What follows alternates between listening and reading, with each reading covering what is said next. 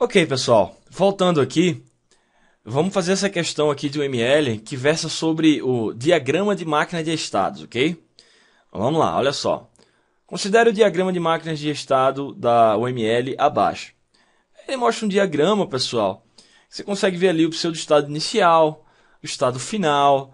É um diagrama composto, né? Você pode ver que tem um diagrama dentro do outro, né? Você consegue perceber isso? Que você tem o estado 2, 3, 4 e que na verdade o estado 1, ele próprio é um diagrama de estados, ou seja, é como se você tivesse um diagrama composto aí dentro, né? Beleza. E aí ele faz algumas perguntas a respeito desse diagrama. Eu vou analisar cada uma das assertivas, pessoal, uma a uma, certo? Ele faz 4 afirmativos aqui, 1, 2, 3, 4 aqui no próximo slide, e pergunta quais dessas alternativas, quais dessas afirmativas aí estão corretas. Então vamos lá, vamos ler a primeira afirmativa e analisar ela. Aí depois eu leio a segunda, analiso, depois a terceira, uma a uma para a gente não se confundir. Vamos lá. O elemento estado 1 corresponde a um estado submáquina.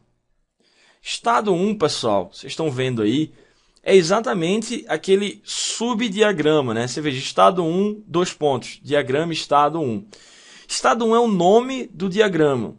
E depois dos 2 pontos, né, do lado direito dos 2 pontos, ele está mostrando que isso, por si só, é um próprio diagrama. Vamos dar uma analisada nisso aqui para ver se fica mais fácil. Olha só. O que eu estou querendo dizer com isso? É possível ter o que a UML chama de estados de submáquina. Substate machines, é o que ele chama, em diagramas de máquina de estado. A sintaxe é exatamente essa que apareceu no diagrama. Você tem o nome do estado, 2 pontos, o nome da submáquina referenciada. Então, na verdade, aquele estado ele está referenciando um subdiagrama de máquina de estados. Voltando aqui, ó, nome do estado, 2 pontos, nome da submáquina referenciada. Voltando, ó, nome do estado, qual é? Estado 1. Tá vendo ali no meio, ó, estado 1, 2 pontos. Diagrama estado 1 é o nome do subdiagrama que ele está referenciando.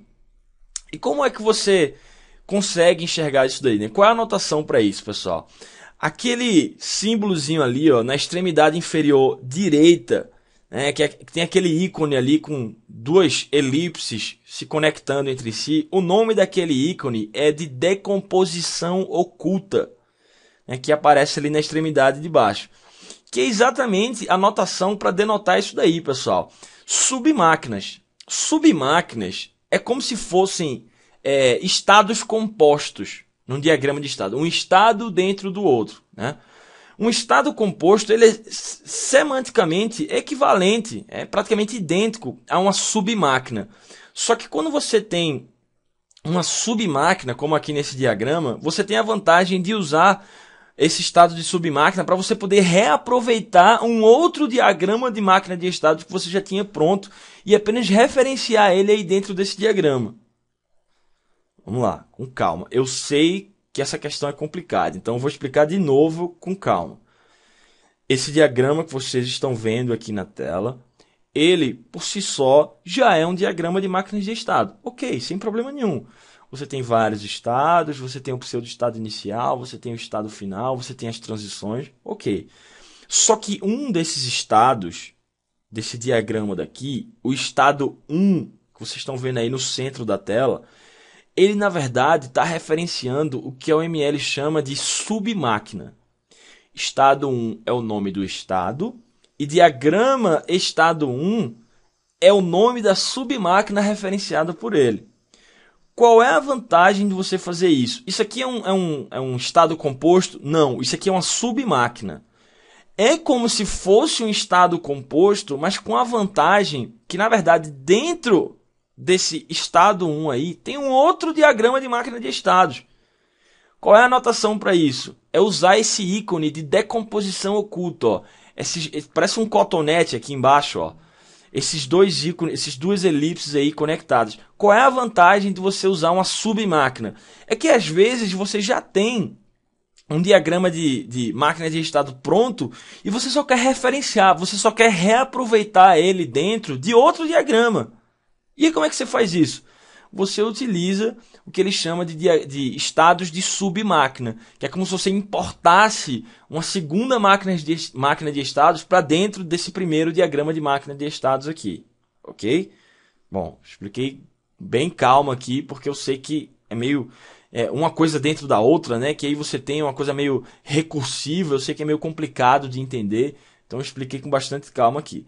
Então, analisando a primeira afirmativa da questão, o elemento estado 1 corresponde a um estado de submáquina? Sim.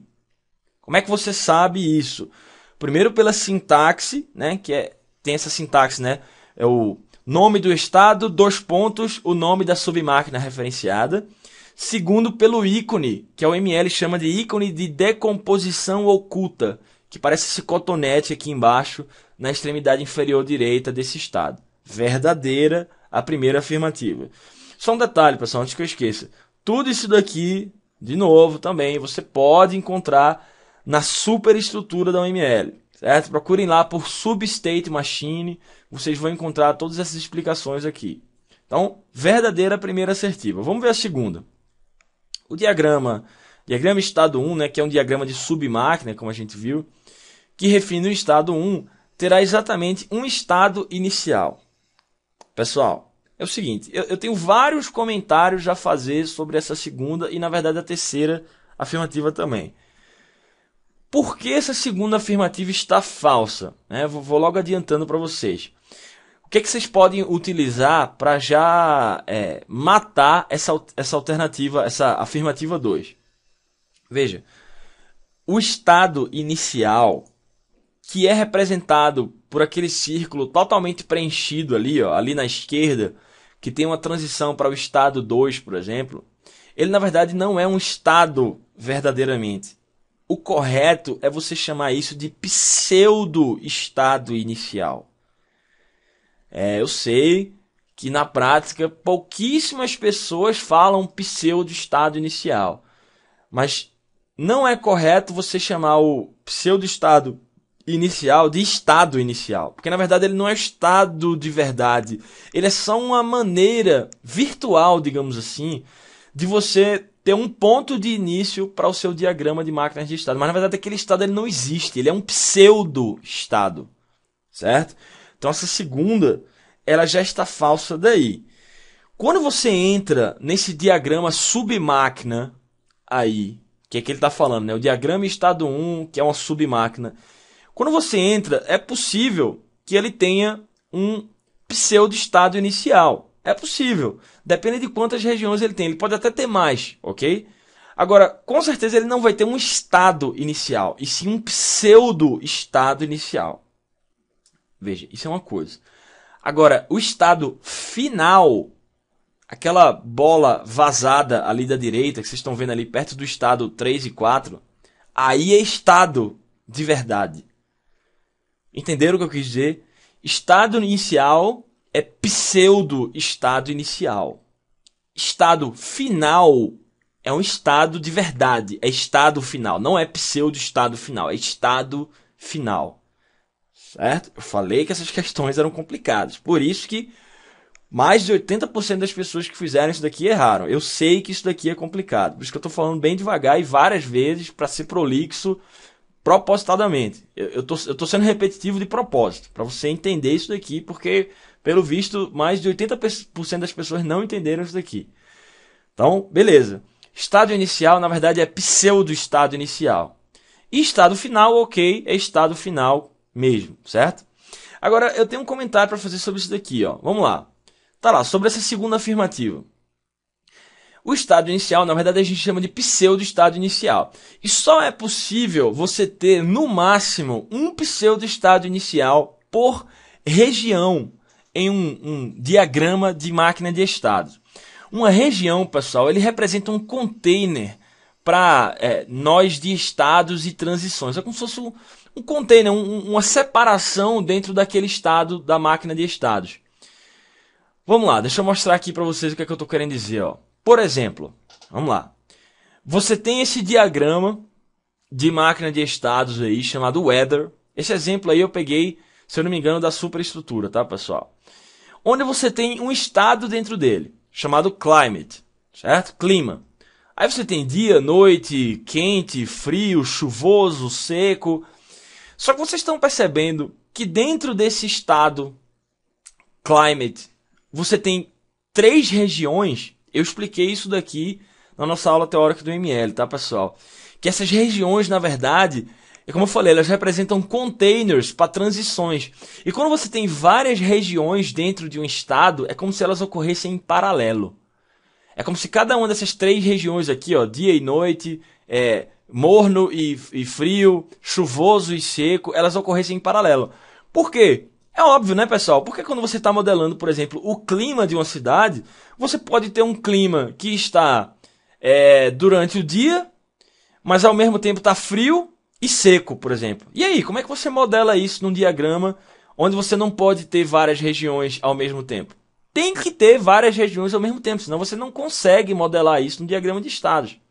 É o que vocês estão vendo aqui na tela, certo?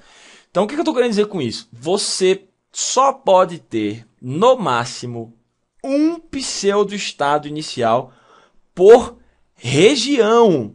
Não é por diagrama. Não é por diagrama, é por região. Veja esse diagrama aí na tela. A região do lado de fora, ela tem um pseudo-estado inicial e um estado final. Aí quando você entra no estado climate, você tem 3 sub-regiões dentro dela. A região do dia e noite, do morno e frio, do chuvoso e seco. E cada uma das regiões tem um pseudo-estado inicial e um estado final. Certo? Por que eu estou falando isso? Voltando aqui. A questão fala, ó, o diagrama submáquina, né, diagrama estado 1, terá exatamente um estado inicial. Bom, você já pode marcar essa segunda afirmativa como falsa, porque você sabe que não é estado inicial, é pseudo-estado inicial, certo? E outra coisa, não dá para supor que ela só vai ter exatamente um pseudo-estado inicial, porque se esse diagrama de submáquina, aí dentro dele, você tiver N regiões, você pode ter N pseudo-estados iniciais, certo? Beleza, fica esse comentário. Eu vou usar esse comentário para resolver a terceira afirmativa, com a qual, eu já adianto para vocês, eu não concordo muito. Por quê? Vamos lá, vamos entender aqui. O diagrama de submáquina, né, que a gente está analisando, terá exatamente um estado final. Ok, chamar de estado final tá correto? Tá correto. Porque estado final é um estado verdadeiro mesmo, não é um pseudo-estado. Ok. Agora, dizer que vai ter exatamente um estado final é correto? Aí eu já não concordo muito com a questão, pessoal. Porque depende de quantas regiões tem dentro da submáquina. Voltando aqui, ó. Até explicar para vocês. Ó, é possível haver mais de um estado final por região. Mas no diagrama que a gente está analisando, da questão, a questão pressupôs que só havia uma região dentro daquele estado de submáquina. Se a gente for olhar essa figura aqui que eu estou mostrando para vocês como exemplo, se a gente tiver uma submáquina, por exemplo, dentro de night, olha só, dentro de night, ele é um diagrama de submáquina? É, porque ele tem aquele ícone de decomposição oculta, ó, parece um cotonetezinho ali. A gente pode supor que dentro dele só vai ter uma região? Não. Pode ter N regiões ali dentro, porque se a gente for decompor isso daí e abrir, digamos assim, essa submáquina, ela pode ter N regiões ali dentro, certo? Bom, mas a questão, ela partiu do princípio que esse diagrama daqui, né, voltando, essa submáquina daqui só teria uma região, que realmente é o default, né? Por default, os diagramas e os estados, eles têm uma região só. Beleza. Considerando que só vai ter uma região, aí beleza, eu posso ter exatamente um estado final. Mas se eu tiver mais regiões, eu posso ter mais estados finais. E outra, né? Vou mais além aqui para falar uma coisa para vocês de por que eu não concordo muito com essa terceira afirmativa. Dentro de uma região, ó, voltando aqui, aqui por exemplo, desse clima, né? Eu tenho 3 regiões, tá? A de cima, do meio e a de baixo. Dentro de uma região, eu só posso ter, no máximo, um pseudo-estado inicial, ok? Mas eu posso ter N estados finais. N. Dentro de uma região, eu posso ter N estados finais. É totalmente possível isso. O meu diagrama ele pode acabar em vários lugares. Dentro de uma região, ele só começa num pseudo-estado inicial. Mas ele pode ter N estados finais dentro de uma região. Tá? Então, voltando aqui, eu não concordo muito com essa terceira afirmativa, apesar dela ter sido considerada correta. Okay? Não é porque eu estou fazendo questões avançadas, pessoal, que eu tenho que concordar com todos os gabaritos, não. Essa terceira afirmativa, por exemplo, ela não foi precisa. Quando ela diz que o diagrama de submáquina terá exatamente um estado final, não dá para dizer. Só dá para saber olhando a submáquina, que não aparece ali, né? Ela só aparece de maneira resumida. Você tem que abrir a submáquina para olhar.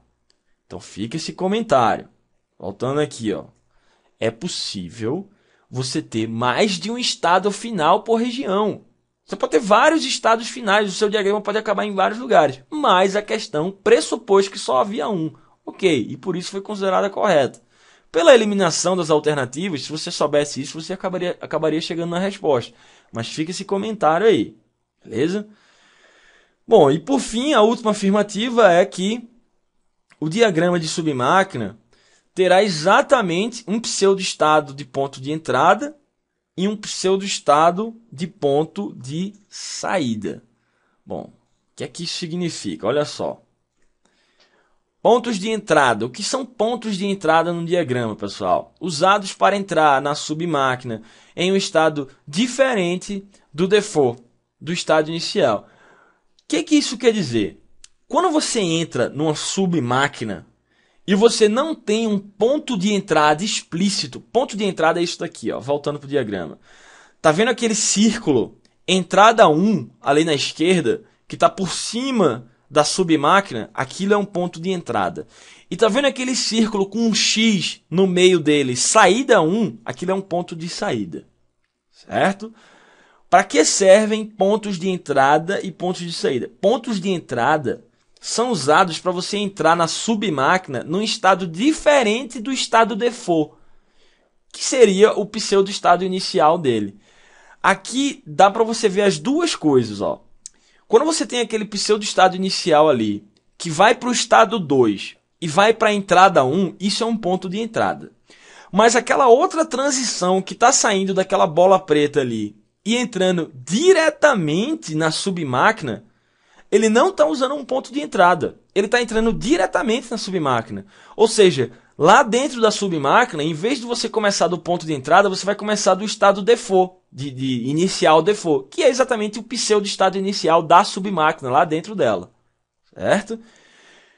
Para que serve isso? Depende. Para você ter flexibilidade. Se você quer, numa semântica específica do seu diagrama, especificar que você vai entrar através de um ponto de entrada controlado, aí você usa um ponto de entrada. Se não, se é uma transição normal, comum, você entra no estado default de entrada da submáquina, que é exatamente o seu pseudo-estado inicial lá dentro. Certo? Mesma coisa com ponto de saída. Se você tem um ponto de saída ali, ó, é aquele X ali, na direita da submáquina, que você quer utilizar, você está utilizando para sair da submáquina através de pontos diferentes do estado final. Pontos que você quer ter um controle maior da saída daquilo dali. Se você não quiser utilizar um ponto de saída, aí você utiliza saídas que saem diretamente do diagrama. Ó. Não tem aquele X ali. Ó. Saída, por exemplo, aquela que entra no estado 4, aquilo dali é uma saída default. O que quer dizer isso? Quer dizer que você está saindo da submáquina através do seu estado final default, certo? E não de um ponto de saída onde você interrompeu o fluxo daquela transição e teve aquele ponto de saída. Então, olha só. Voltando aqui para a explicação, pontos de entrada são usados para entrar na submáquina em um estado diferente do default, que seria o pseudo-estado inicial. E pontos de saída é o contrário, né? Usados para sair da submáquina através de pontos diferentes do estado final, ou dos estados finais, caso existam vários. Tá aqui um exemplo para vocês, tá? A gente tem uma submáquina aí, tá? Onde você tem um ponto de entrada ali, ó, sub 1, certo? Que entra por esse ponto de entrada controlado. E aquele erro 3 ali embaixo, ó, ele entra no pseudo-estado inicial default da submáquina e não por um ponto de entrada controlado. Quando a seta, o que eu estou querendo dizer, pessoal? Quando a seta ela entra diretamente no diagrama de submáquina, você está entrando no seu pseudo-estado inicial default. Lá dentro, você vai ter uma bolinha preta, que é o pseudo-estado inicial default daquela máquina, onde você vai começar a partir dali. Certo? Isso é uma coisa. Mas quando a setinha da transição entra numa porta de entrada, que é esse círculo por cima da borda da submáquina, aí você não está entrando no pseudo-estado inicial default, você está entrando num ponto de entrada, que é o que você usa para ter mais controle sobre aquela entrada. Certo?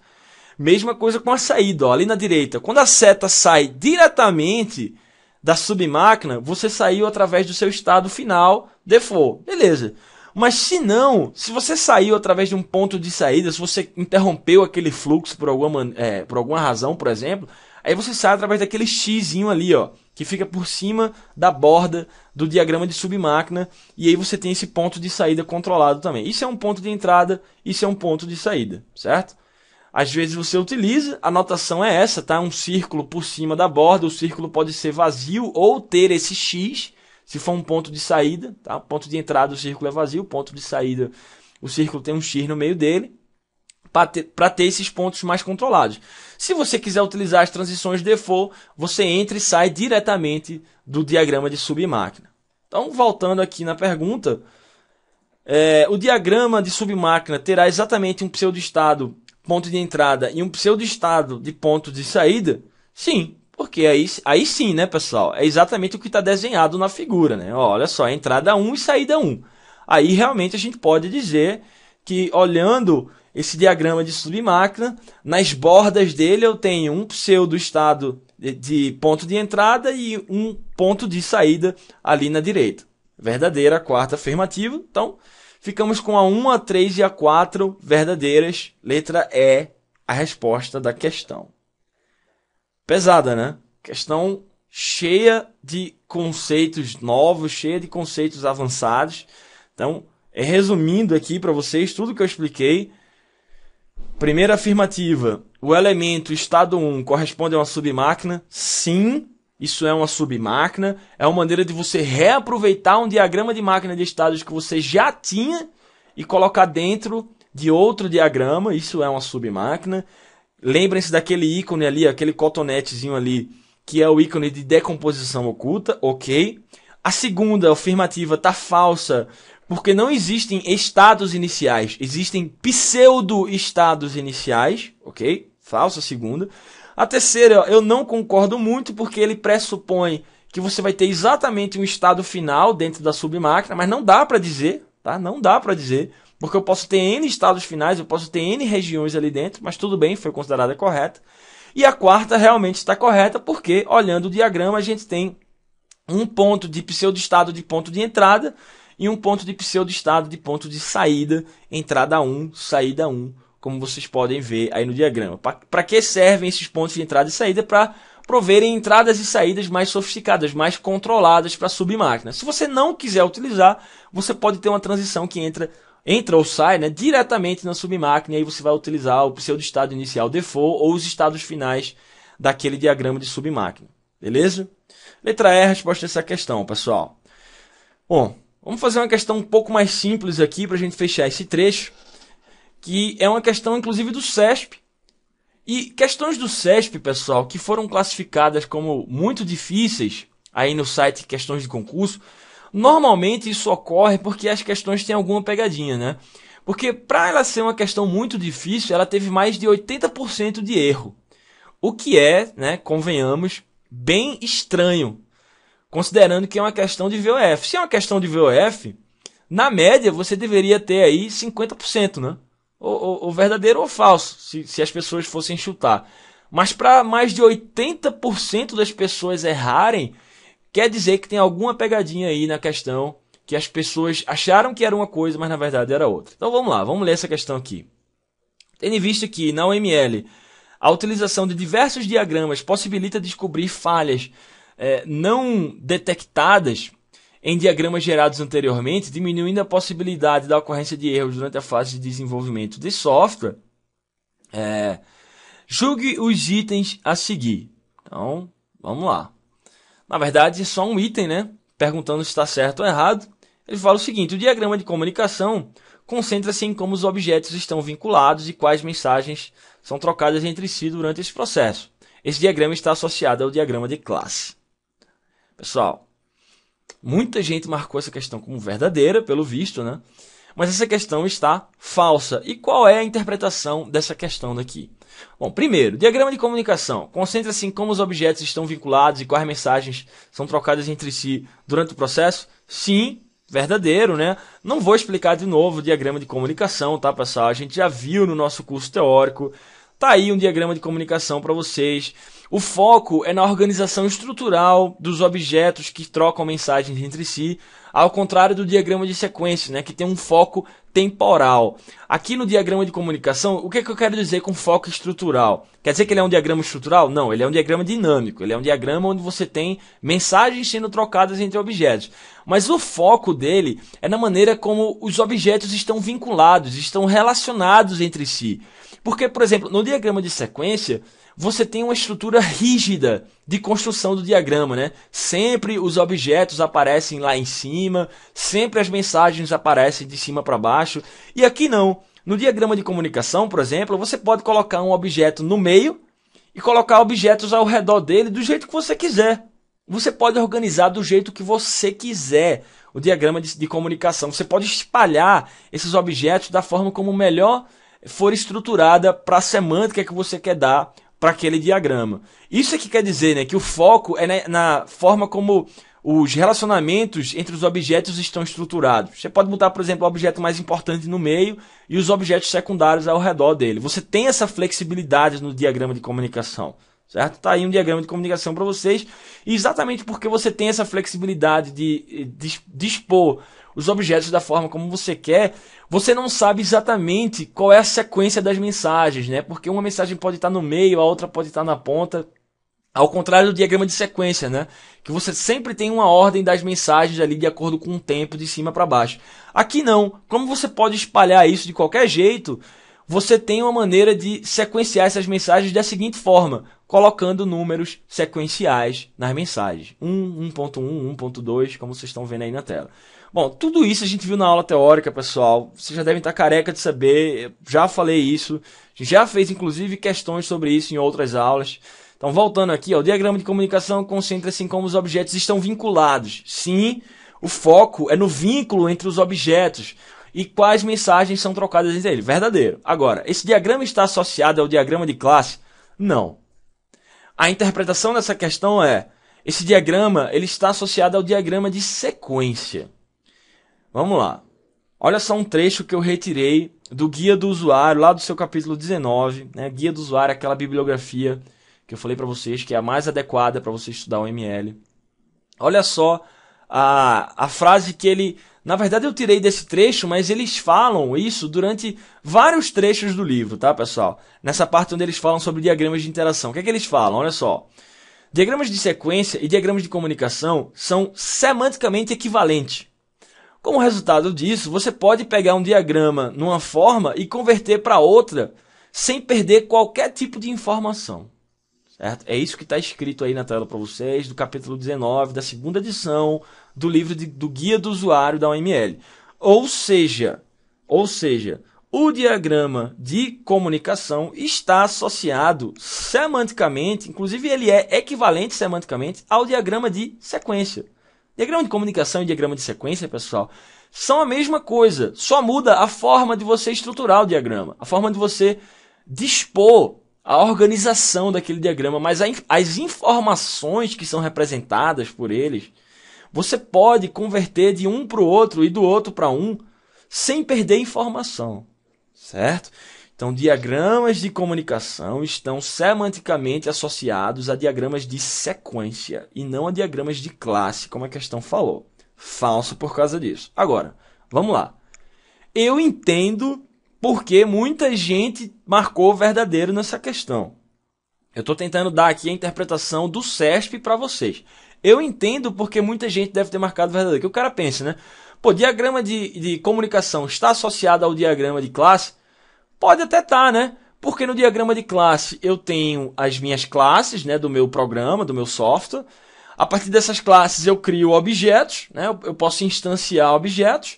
E os objetos trocam mensagens entre si e eu posso mostrar isso no diagrama de comunicação. Então, no final das contas, uma coisa está associada à outra.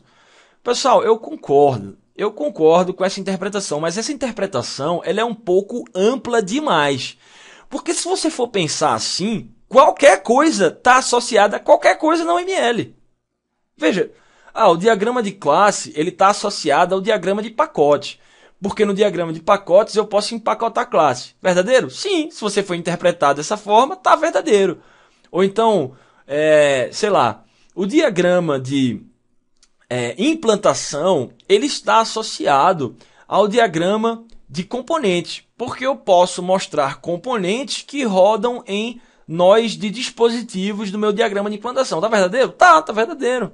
O diagrama de classe está associado ao diagrama de objetos, porque o diagrama de objetos é uma instância do diagrama de classe.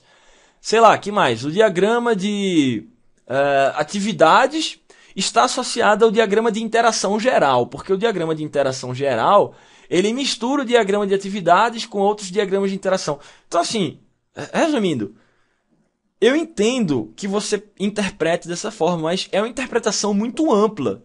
Se você for interpretar desse jeito, o diagrama de classe está associado ao diagrama de comunicação, porque o diagrama de classe gera objetos e eu uso objetos no diagrama de comunicação para mostrar os vínculos e as mensagens. Se você for interpretar desse jeito, qualquer coisa da UML está associada a qualquer coisa. Não dá para interpretar assim. A questão ia ficar muito ambígua. Talvez, beleza, talvez você pudesse entrar com recurso, né, pedir anulação da questão por falta de objetividade. Mas nesse caso aqui, está muito claro, né, que a interpretação que o CESP deu foi: o diagrama de comunicação ele é semanticamente equivalente ao diagrama de sequência, como vocês podem ver aqui nesse trecho do guia do usuário. Então, se eles são semanticamente equivalentes, então um está associado ao outro. E não o diagrama de comunicação está associado ao diagrama de classe, que inclusive um diagrama é dinâmico e outro é estático, né? Bom, falsa a questão por causa disso, certo? Não estou dizendo que a interpretação do CESP é perfeita, estou explicando de uma maneira plausível como é que uma questão como essa deve ser analisada. Certo, pessoal? Bom, beleza. Ficar por aqui para esse trecho não ficar muito grande. No próximo a gente continua com questões de UML, vendo mais detalhes sobre a linguagem. Ok? A gente volta daqui a pouco. Até já.